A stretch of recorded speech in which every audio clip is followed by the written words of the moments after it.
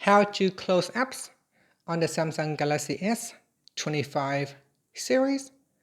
Now first, from the home screen, if you want to close an app, what you want to do is tap on the recent key in the navigation bar.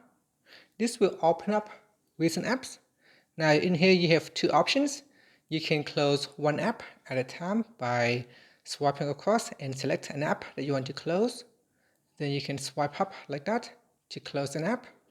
Or you can tap on the close all button and this will close all your open apps. So that is how you can close apps on the Samsung Galaxy S25 series. Now if you are using swipe gesture, then you can swipe up like this. So swipe up just above the bottom dock and then stop. And from here you can then swipe up. So go to the app that you want to close, then swipe up or just tap on the close all button. And that's it. Thank you for watching this video. Please like and subscribe to my channel for more videos.